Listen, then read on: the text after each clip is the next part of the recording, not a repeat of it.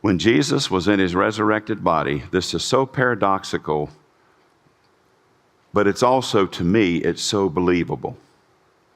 Jesus is standing there in front of these disciples in his resurrected body, and their eyes are saying,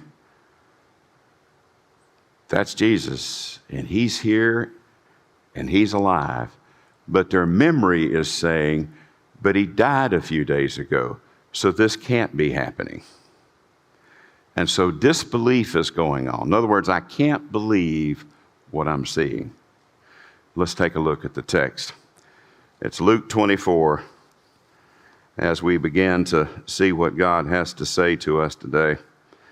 As Jesus, of course, is in his resurrected body, standing in front of them, beginning at verse 31. Suddenly, their eyes were opened, and they recognized him. And at that moment, he disappeared. They said to each other, and we're talking about the disciples who were on the road to Emmaus, those two that are walking side by side. They said to each other, didn't our hearts burn within us as he talked with us on the road and explained the scriptures to us? Now, before I go any further, I need to get this statement off of my chest, because I hear it, I read it, I hear it in podcasts, I see it in community forums on the internet. I like Jesus, and I think I can trust Jesus, but I can't trust the Bible. Because the Bible is written by patriarchal men. And the Bible, I think, just contradicts itself. And I can't trust the Bible, but I think Jesus is cool, and I trust Jesus.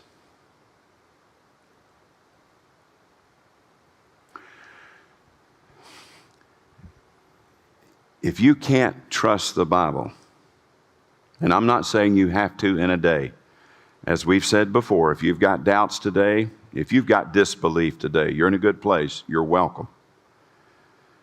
But I'm just saying, eventually on your spiritual journey, if in fact you are actually seeking the truth, if in fact you are trying to get a place where you edifyingly said you have truly looked at the evidence, not concocted evidence by people who have no commitment to the church, no commitment to doctrine, no commitment themselves to trying to find the truth of who God is and who Jesus is in their own life. But if you've got a true pursuit going, really wanting to find out who Jesus Christ is, let me let you in on a real important reality. If you don't trust the Bible and you don't want to have anything to do with the Bible, you're going to have a real hard time discovering who Jesus really is.